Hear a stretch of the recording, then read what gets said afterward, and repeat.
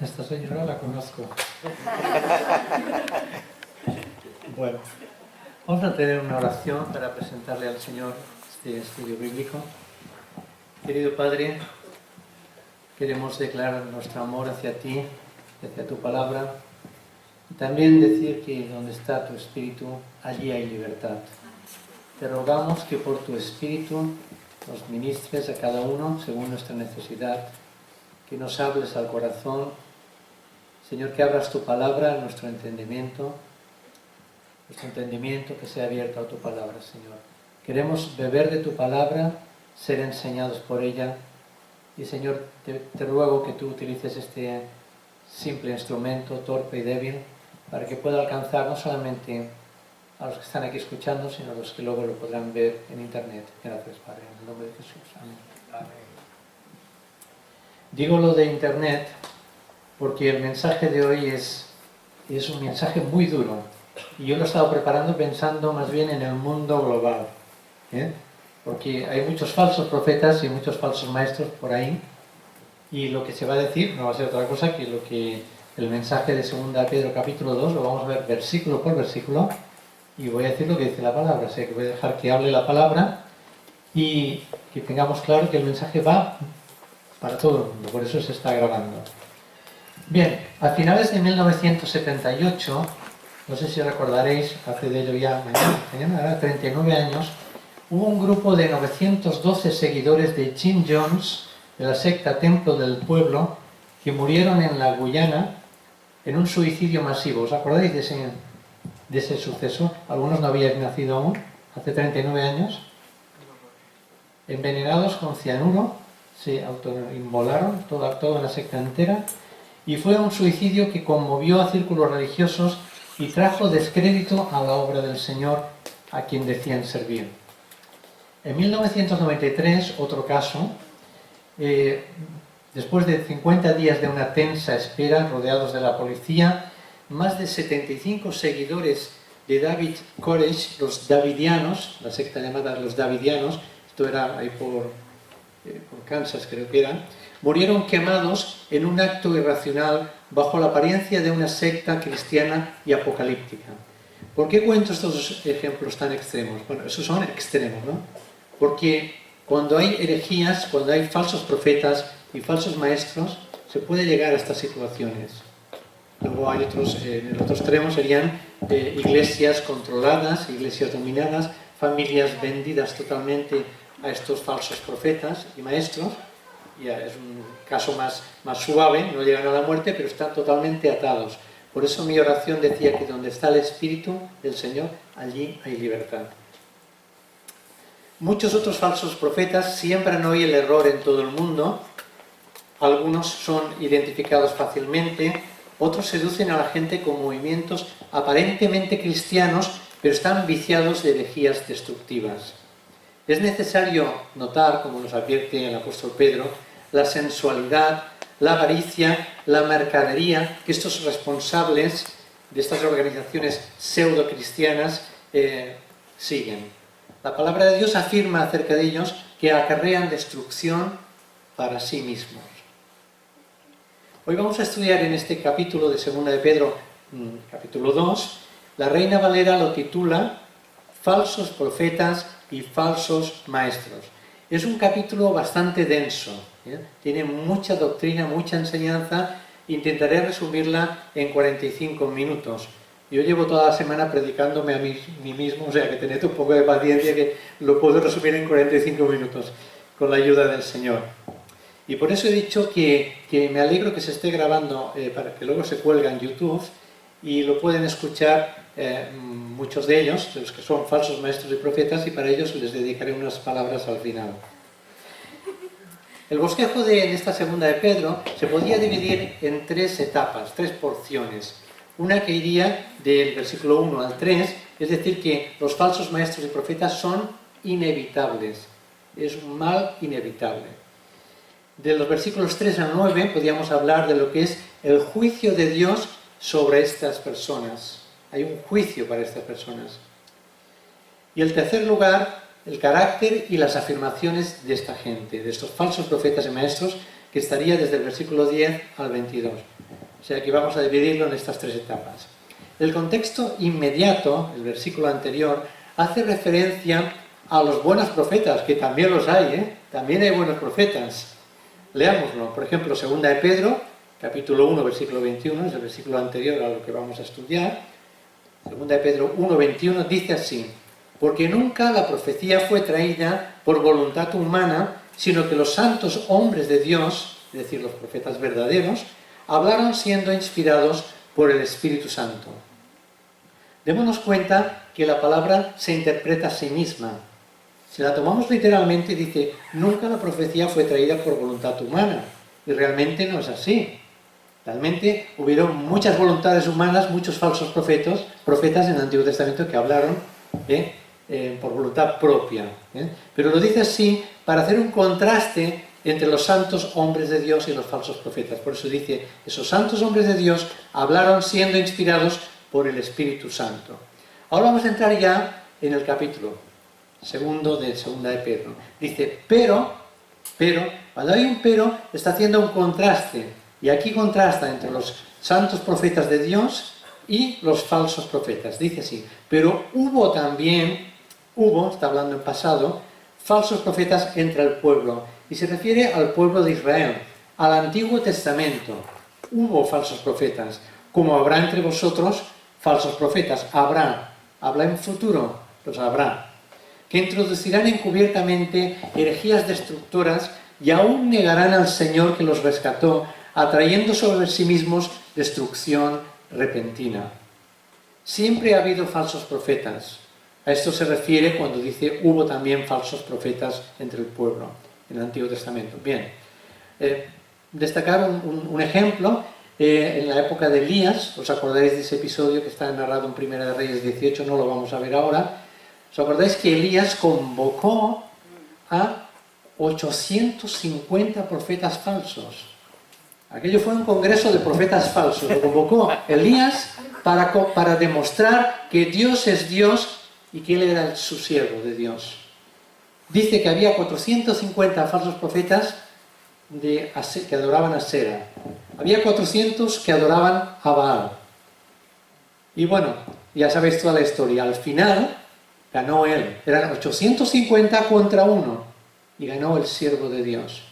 Y él dice que degolló a los 450 profetas de Baal. No sé qué pasaría con los otros, si los degollaría también o qué, pero el caso es que él venció. A raíz de todo esto, Jezabel fue detrás de él a matarlo, iba por él. Ya sabéis la historia, ¿no? Bueno, siempre ha habido falsos profetas.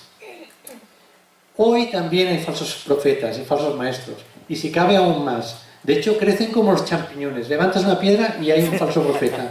Levantas otra piedra, un falso maestro. Y los hay por todas partes y por muchas congregaciones. Es terrible, es tremendo el tema. Y va en aumento. El Señor, avisa a la iglesia. Todo este capítulo es un aviso. Es una alerta a la iglesia, a nosotros y a todas las iglesias del Señor. Está avisando, cuidado con estos falsos profetas y maestros que se introducirán entre vosotros. ¿Y cómo lo van a hacer? ¿Qué dice aquí el versículo 1? Se introducirán encubiertamente. Lo dice aquí, encubiertamente, ¿lo ves? Ahí. No va. Encubiertamente. ¿Qué quiere decir? Que se disfrazarán de ángeles de luz, de lobos, de corderos, son lobos, pero se disfrazarán de corderos y entrarán así como escondidamente y llevarán herejías destructoras. Encubiertamente, escondidos, disfrazados, enmascarados, ocultos. ¿Qué introducirán encubiertamente? Lo dice ahí, herejías destructoras. ¿Y por qué dice que son destructoras? Porque hacen un daño tremendo a la iglesia, un daño terrible. Luego lo comentaré. A la luz de la Biblia, los creyentes debemos siempre comprobar lo que se nos enseña, lo que se nos predica desde los púlpitos de nuestros templos, como hacían los de Berea. ¿Sabéis que dice que eran más nobles que los de Tesalónica? Que dice que escudriñaban cada día, no cada semana, como hacemos a veces algunos creyentes, cada semana abrimos la Biblia. ¿Eso qué es? Cada día hay que abrir la Biblia. Escudriñaban cada día la Biblia para examinar si el fundamento de esa enseñanza era correcta, la enseñanza de todos los maestros. Y esos maestros, aunque hayan publicado libros, cuidado que el papel es muy sufrido. Mira, aquí está escrito lo que yo he querido escribir aquí. También lo que el Señor me ha dado, evidentemente. Pero el papel es muy sufrido y a veces decimos, es que este ha escrito un libro y le tenemos un respeto, pero hay muchos libros que son, pues, bazofia, que son basura realmente, doctrinalmente. Entonces debemos de analizar el fundamento de la enseñanza de todos los maestros y pedir también que comprueben si lo que nosotros enseñamos está o no basado en la palabra de Dios. Ahora yo os lo digo, por favor examinad lo que yo digo y luego al final si hay algo que haya dicho algo que me haya deslizado, por favor corregidme. Necesito que me corrijáis para que no llegue a deslizarme a mayores. A veces empezamos con pequeñas cositas y así empezaron estos, con pequeñas cositas. Estos ejemplos que os he puesto al principio eran hijos de siervos de Dios. Habían sido instruidos en escuelas dominicales, en iglesias durante años, pero en algún momento de sus vidas se torcieron. ¿Qué es un falso maestro? Bueno, pues es alguien que conoce la verdad, pero por algún motivo miente acerca de ella. Puede ser por un motivo egoísta, por agradar a la gente o para ganar dinero. Predican precisamente aquello que la gente quiere oír. Deleitan los oídos de la gente, porque así, claro, seguro que tienen éxito. Porque, claro, si yo digo hoy cosas que no gusten a la gente, pues no voy a tener mucho, tampoco lo busco el éxito. Pero dicen cosas que quieren oír, agradar al oído. Otros enseñan el error por ignorancia, quizás causada por el contexto en que vivieron o por una formación teológica defectuosa que recibieron en su tiempo.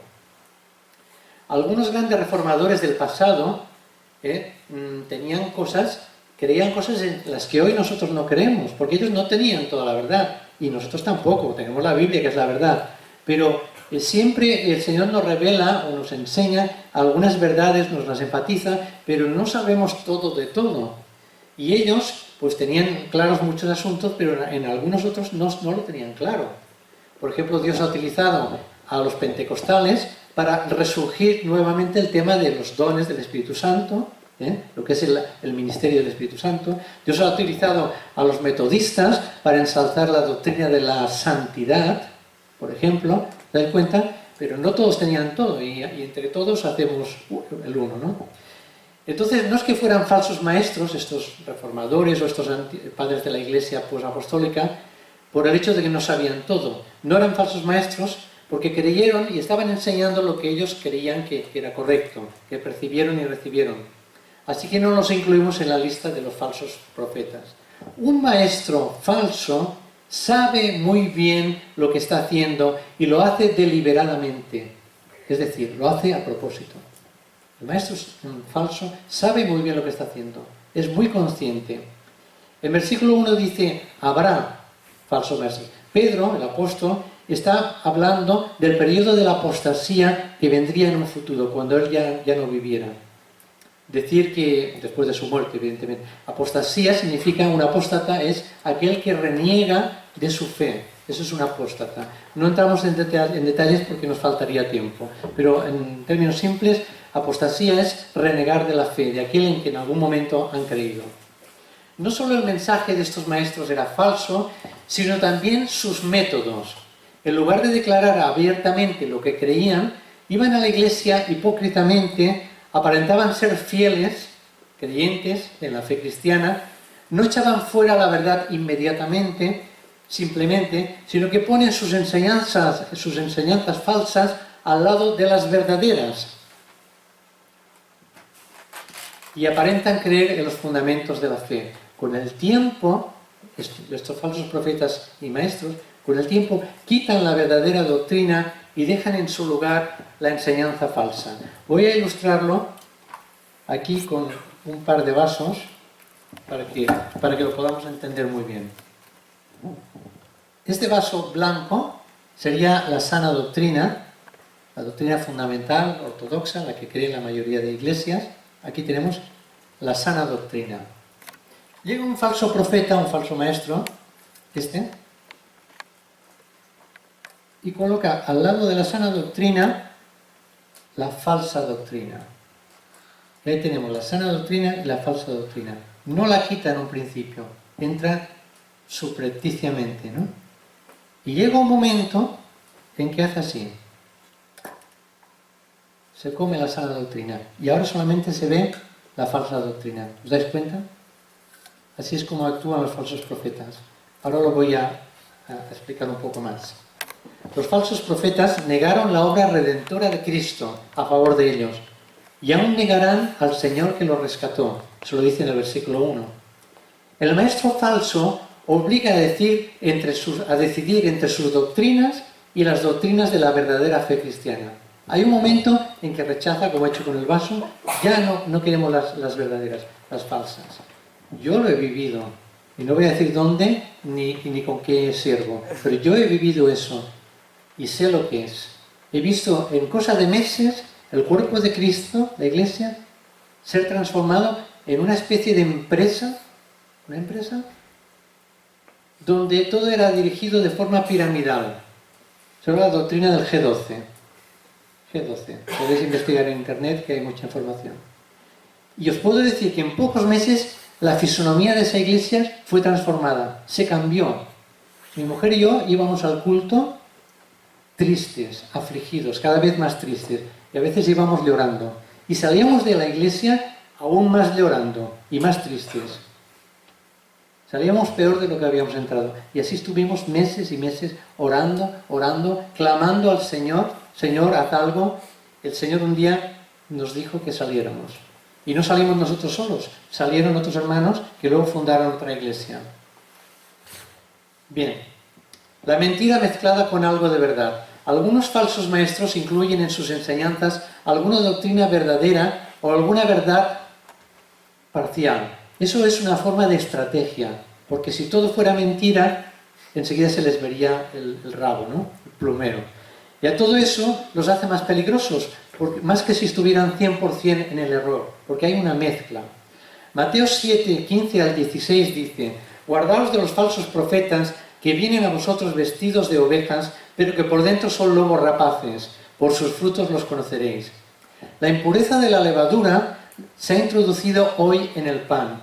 El pan es la palabra de Dios, y hay mucha enseñanza falsa que se difunde bajo el pretexto de ser la palabra de Dios. Seguimos otra vez en 2 Pedro, capítulo 2, versículo 2, dice: y muchos, no pocos, seguirán sus disoluciones, es decir, su sensualidad, y por causa de ellos el camino de la verdad será blasfemado, como he contado los ejemplos del principio.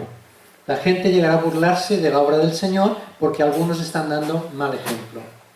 Disoluciones significa libertinaje. Judas, el apóstol que escribe la carta, acusó a los falsos maestros de convertir en libertinaje la gracia de nuestro Dios. Eso lo dice en Judas, versículo 4. Niegan las verdades de la fe cristiana porque quieren saciar sus deseos carnales bajo la cobertura de la religión. Los falsos maestros atraen a muchos seguidores y ello oscurece el camino de la verdad. Estorban la sana doctrina y a quienes la enseñan. Les ponen palos en la rueda a quienes enseñan la sana doctrina. Que muchos sigan su mal ejemplo de su conducta es la prueba de que la gente le gusta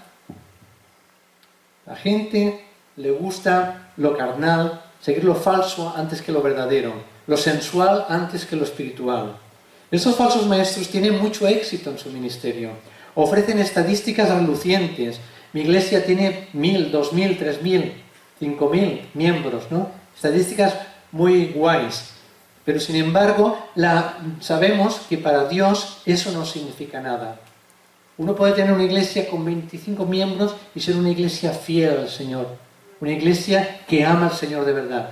Y otra iglesia puede estar llenar un estadio y no seguir la verdad, sino seguir una mentira. Así que la cantidad no es un indicativo para nosotros.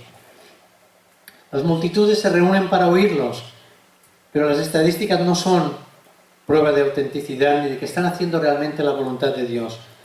Dice el Señor que el camino ancho conduce a la destrucción. Ese camino ancho está abarrotado. En Mateo 7, del 13 al 14, lo leemos, dice así: entrad por la puerta estrecha, Porque ancha es la puerta y espacioso el camino que lleva a la perdición, y son muchos los que entran por ella. Pero qué estrecha es la puerta y qué angosto el camino que lleva a la verdad, y son pocos los que la hallan. En Mateo 7, 21 al 23 dice: no todo el que me dice Señor, Señor, entrará en el reino de los cielos, sino el que hace la voluntad de mi Padre que está en los cielos. Muchos me dirán en aquel día: Señor, Señor, ¿no profetizamos en tu nombre? ¿Y en tu nombre no echamos fuera demonios? ¿Y en tu nombre no hicimos muchos milagros? Y entonces les declararé: nunca os conocí, apartaos de mí, hacedores de maldad, dice el Señor. ¿Qué sucede con sus seguidores? Pues que deshonran el nombre de Cristo. La fe cristiana recibe una mala reputación debido a esas vidas desordenadas. Profesan conocer a Dios, pero con los hechos lo niegan, siendo abominables y rebeldes, reprobados en cuanto a toda buena obra. Esto dice Tito 1:16. Pocas cosas estorban más la obra de Dios, de Cristo, que los miembros de iglesias tradicionales que llevan unas vidas desordenadas, vidas con mala reputación. Versículo 3 dice: y por avaricia harán mercadería de vosotros. Vamos en 2 Pedro, capítulo 2, versículo 3. Por avaricia harán mercadería de vosotros, ¿cómo? Con palabras fingidas o falsas. En griego, esta palabra falsas significa, dice, plastos. De ahí viene la palabra plástico.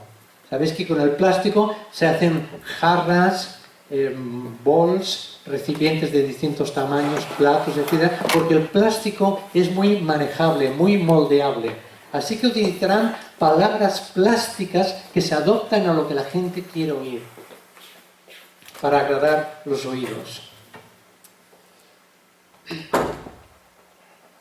Versículo 3, en su segunda parte, dice: sobre los tales, ya de largo tiempo, la condenación no se tarda y su perdición no se duerme. Este es el juicio de Dios para estos falsos maestros y profetas, a menos que se arrepientan. Versículo 3, pregunta: ¿cuál es la motivación de estos falsos maestros? La avaricia, el amor al dinero. La avaricia y la codicia son realmente una forma de idolatría. A veces codiciaban un cargo o una posición o tener un mayor protagonismo por tener un nombre conocido en la sociedad, por ser más populares, más famosos. Para muchos de ellos su actividad no es solamente un medio de vida, sino también un medio de enriquecimiento. Los falsos maestros se interesan solo en una cosa: ganar dinero. Explotan a los ingenuos y usan la religión para encubrir su avaricia. El versículo 3 lo dice: por avaricia harán mercadería de vosotros. Pablo dice en una ocasión: ni una sola vez hemos tratado de ganaros adulándoos, y Dios es nuestro testigo de que nunca aparentamos ser vuestros amigos con el fin de sacaros dinero. 1 Tesalonicenses 2:5. El Señor fue pobre. Los apóstoles también fueron pobres. Y sin embargo se entregaron para servir a otros. En Miqueas 3:11, este profeta del Antiguo Testamento dice una cosa muy interesante. Describió a estos falsos maestros y profetas con las siguientes palabras. Miqueas 3:11. Dice así: sus jefes juzgan por cohecho. Cohecho es soborno. Sobornar, untar con dinero, para que los juicios sean favorables a ti.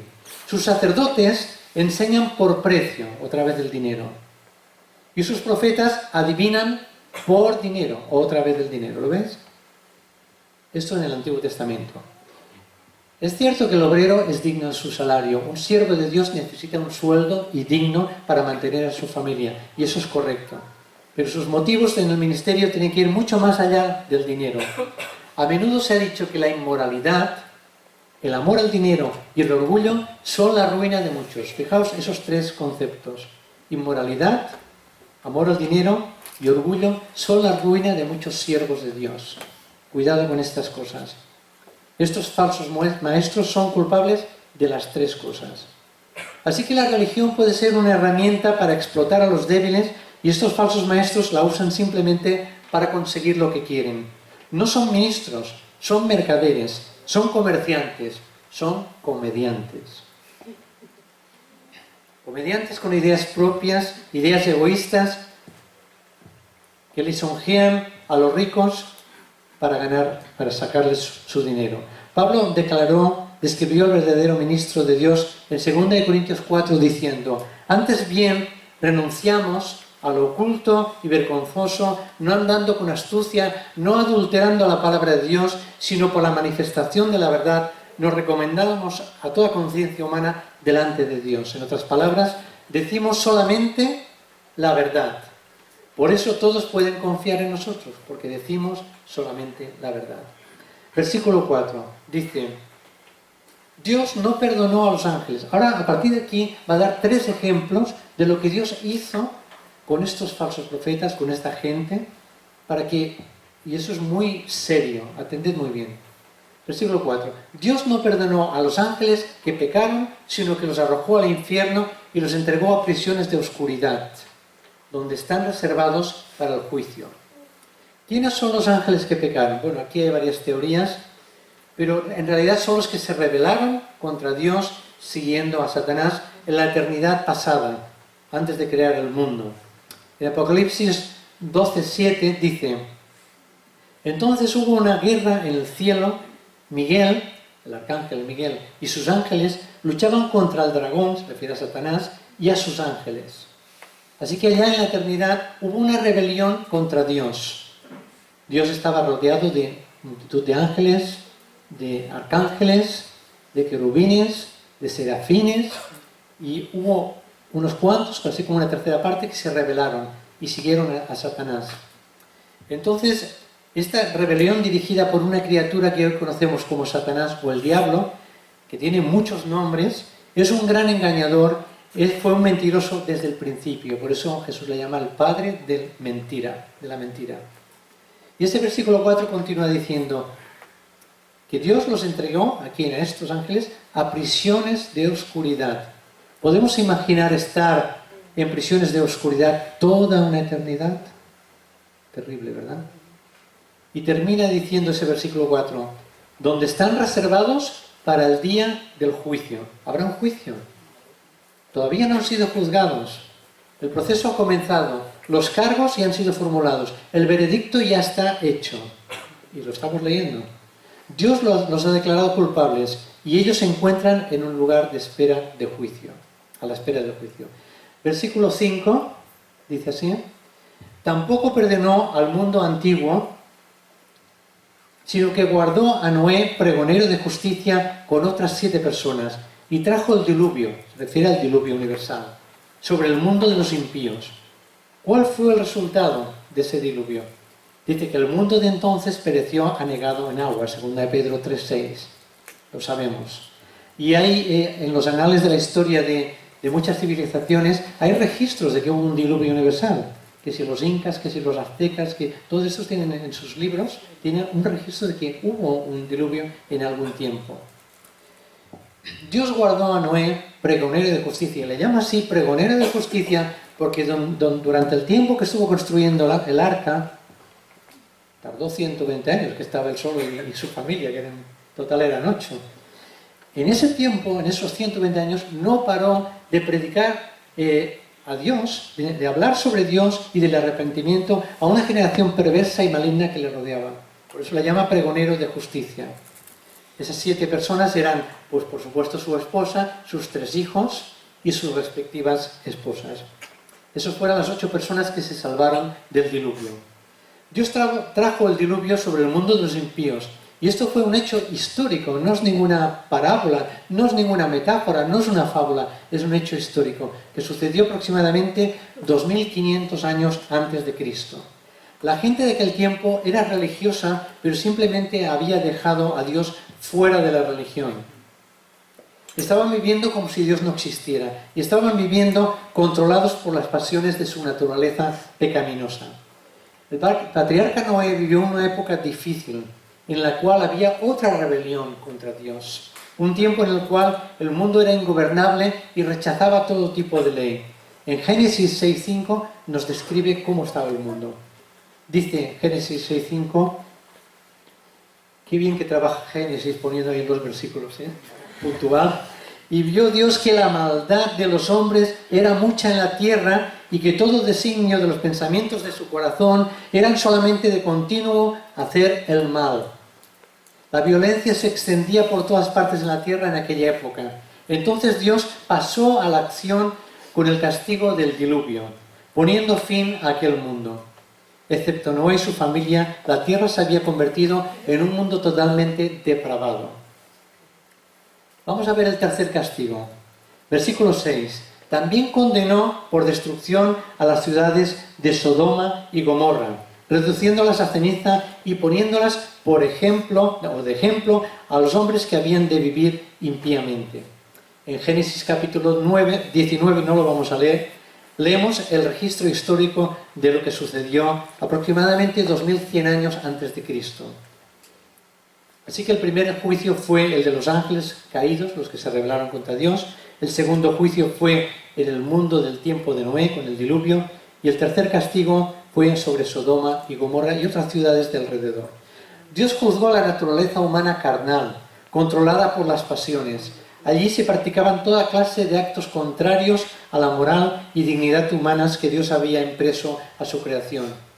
Dios ha dicho que cuando los seres humanos descienden a un nivel tan bajo, Él los abandona a todo aquello que los ha degradado. En eso en Romanos 1 lo cuenta. Versículos 7 y 8 dice, pero libró al justo Lot. Después de esos tres juicios, vemos también la misericordia de Dios. Había algún justo, y se refiere al justo Lot.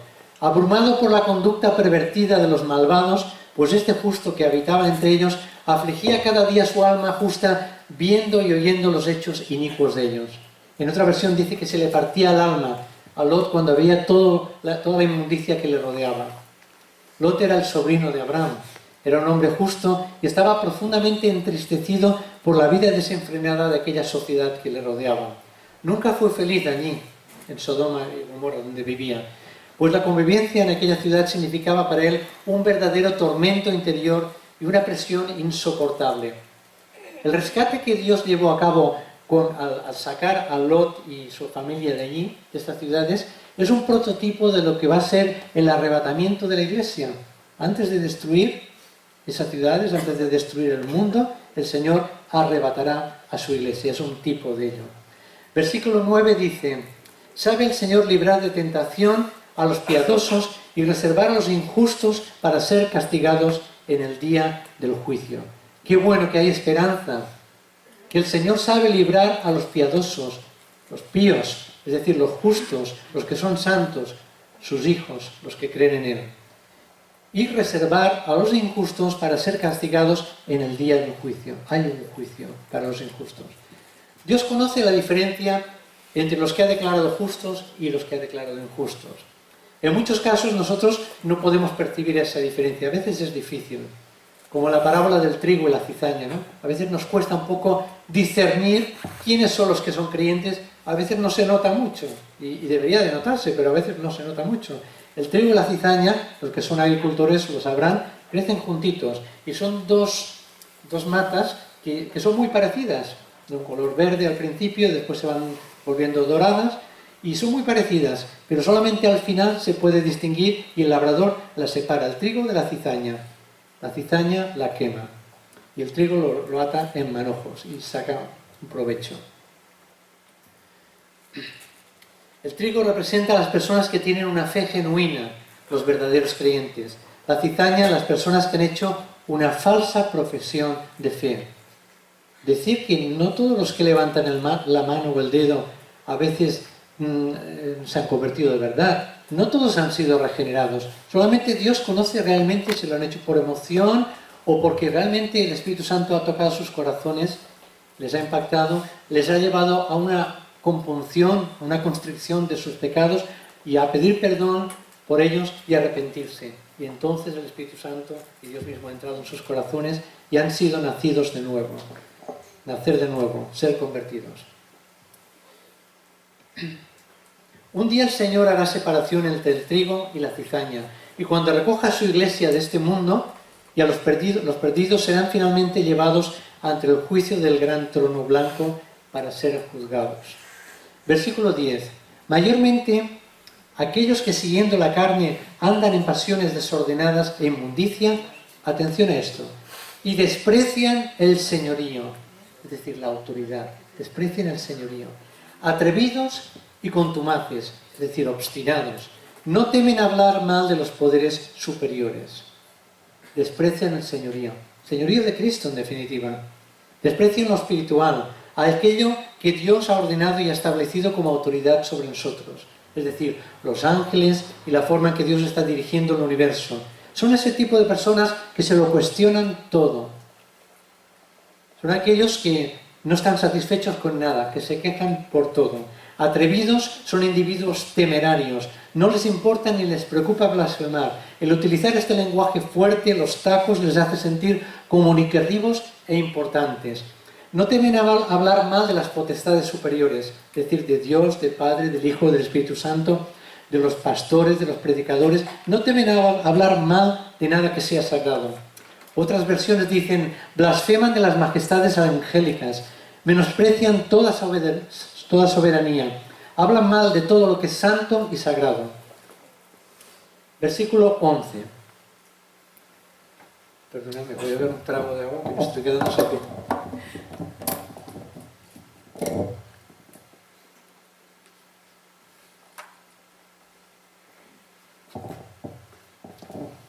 Versículo 11.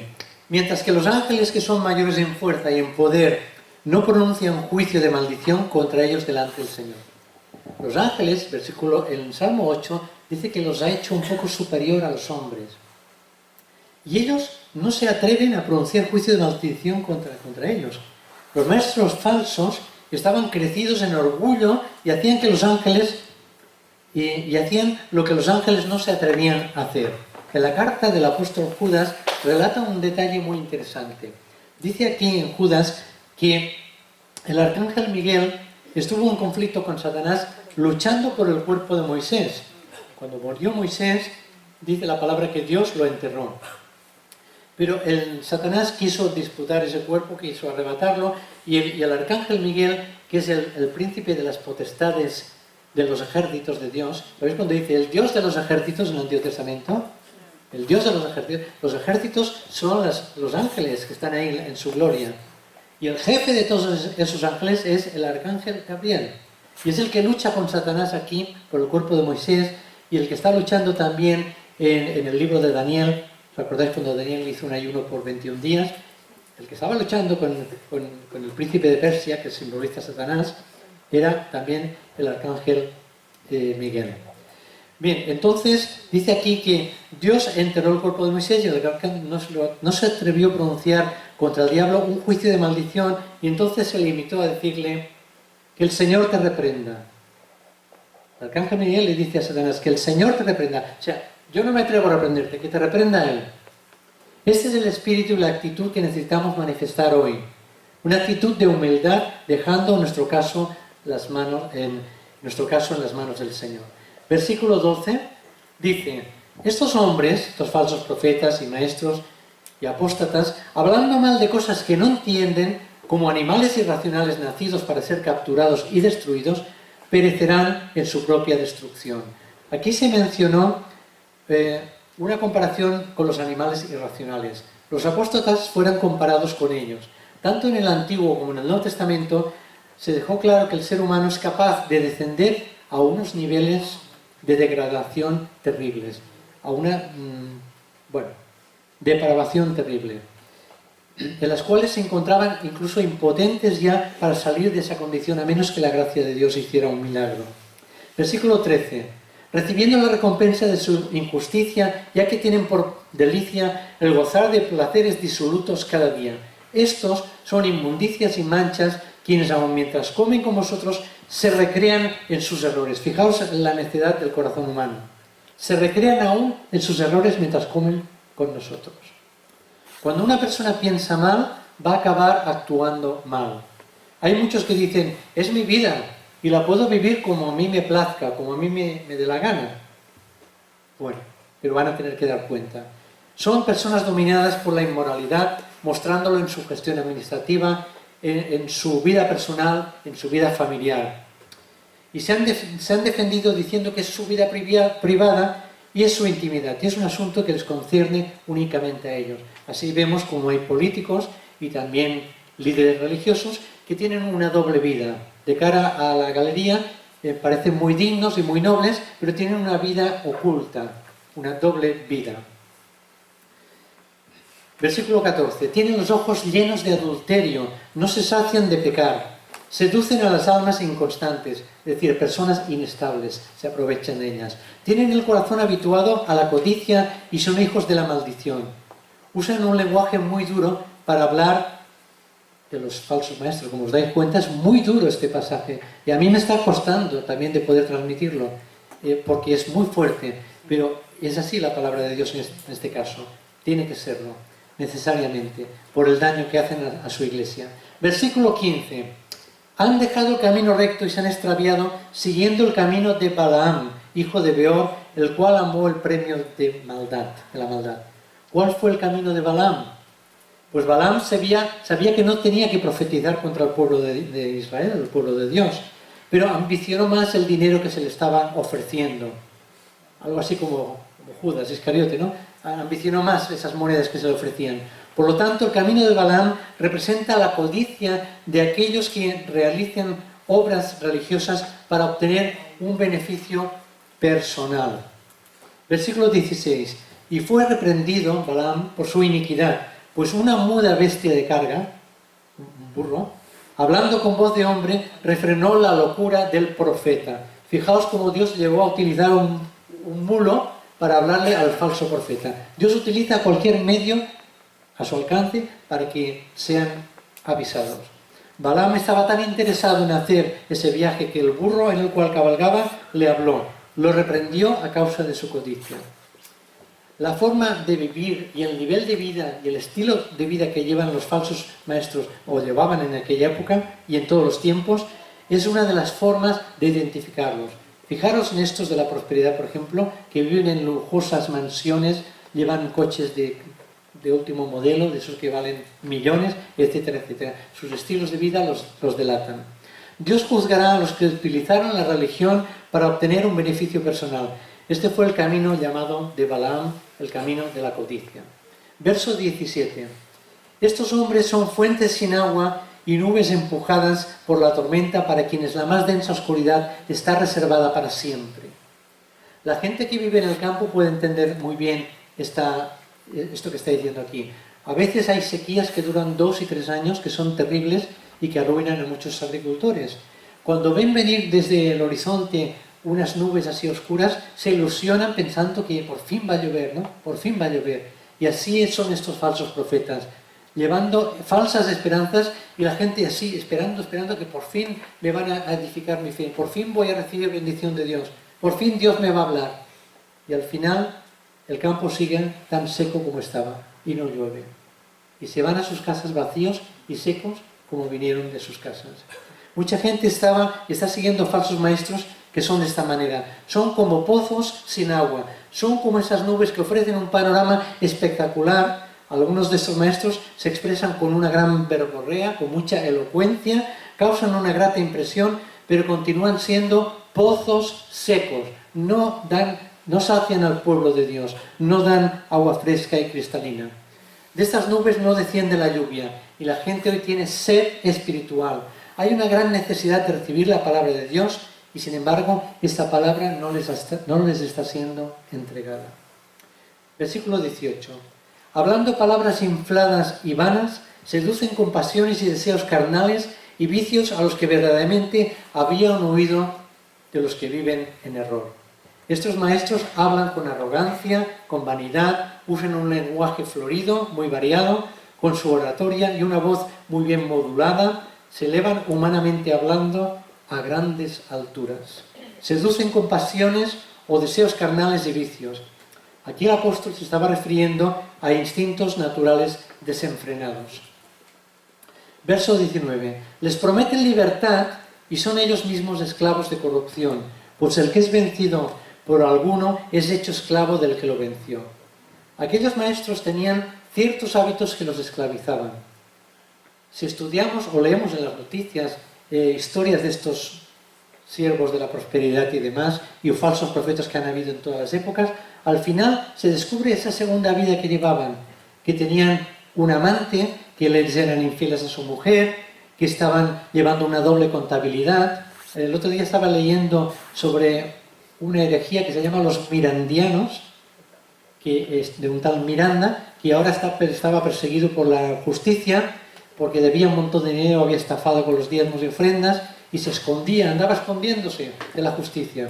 Bueno, al final todo sale a la luz.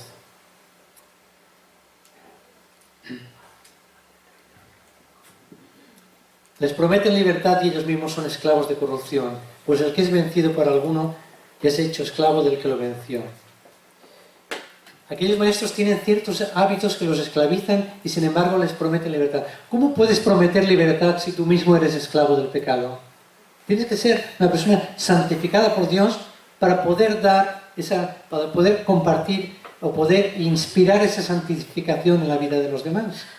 No se puede dar lo que no se tiene. Así que el que es siervo, el que es esclavo del pecado, no puede tener libertad para predicar el Evangelio libremente. No se puede dar lo que no se tiene. Un maestro no puede llevar a nadie a un nivel espiritual más allá del que él ha podido alcanzar con la ayuda del Señor y con su gracia.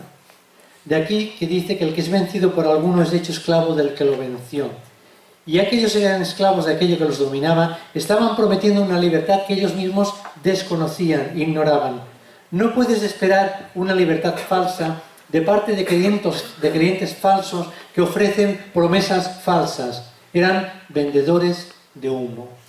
Versículo 20, ya voy acabando. Ciertamente, si habiéndose ellos escapado de las contaminaciones del mundo por el conocimiento del Señor y Salvador Jesucristo, enredándose otra vez en ellas, son vencidos, su último estado, su postrer estrado, viene a ser peor que el primero. Aquellos apóstatas tenían un conocimiento intelectual de Cristo. Hasta cierto punto conocían la verdad, pero no amaban la verdad. ¿Bien? Son aquellos que tienen la palabra aquí, en la cabeza, en la mente, pero no la tienen en su corazón. Conocen la verdad, pero no aman la verdad. Rechazaban la fe que una vez habían profesado y se habían convertido en esclavos de algún tipo de corrupción. Habían escapado de las contaminaciones del mundo, es decir, de los aspectos externos del pecado y la maldad humanas, pero no se habían liberado de la corrupción interna, de la depravación interna y personal que cada uno puede tener si no está en santificación en el Señor. El versículo sigue diciendo, habían escapado de todo esto por el conocimiento del Señor y Salvador Jesucristo. Él fue el que los liberó, no fue nadie más. El conocimiento del Señor es el que nos libera del poder del pecado y de la muerte. Hay personas que escuchan estudios bíblicos, predicaciones, pero en el fondo tienen que admitir que no creen realmente en nada e incluso dudan de la existencia de Dios. Esas personas conocen el Evangelio de oídas. Si se enredan de nuevo en las contaminaciones del mundo, habrán sido vencidas y su último estado va a ser peor que el primero. Resumiendo, en este capítulo 2 hemos visto que el apóstol Pedro trató muy claramente sobre la apostasía, que estaba llegando ya a la Iglesia, siglo I, por medio de unos falsos profetas que se estaban introduciendo sigilosamente para propagar enseñanzas y doctrinas erróneas, enseñando aquello que era contrario a la palabra de Dios. Pedro dijo que pervertían, que distorsionaban la verdad de Dios y lo hacían para obtener ventajas para su propio beneficio. Aquellos maestros se enaltecían a sí mismos en vez de exaltar a Cristo. No usaban realmente la totalidad de la palabra de Dios, sino que se limitaban a utilizar o a manipular algunos versículos para revestir a sus enseñanzas de una aureola de piedad. Usaban falsamente palabras que impresionaban, bajo las cuales ocultaban creencias erróneas. Trataban de transmitir la imagen de que eran personas intelectuales, de buena preparación cultural, cuando en realidad su objetivo era el de obtener ganancias. Otra característica válida para identificar este tipo de maestros es que generalmente ocultan el hecho de estar dominados por algún vicio, como he dicho anteriormente, algún deseo desenfrenado o pasión. Un Dios Un día Dios pondrá al descubierto a cada uno y como Él es juez, emitirá su juicio. Vamos a hablar en 5 minutos de aplicaciones. Una palabra para la Iglesia, para vosotros los que estáis aquí y para la Iglesia del mundo que escucha. La búsqueda de la madurez en Cristo nos evitará ser presa de estos mercaderes del Evangelio. ¿Qué podemos hacer para madurar en Cristo entonces? Escudriñar las Escrituras cada día como hacían los bereanos, Hechos 17, 11 al 12. Conozcámoslas bien para que no nos cuelen ninguna herejía destructora. Si algo de lo que oímos nos chirría, aclarémoslo a la luz de la palabra de Dios.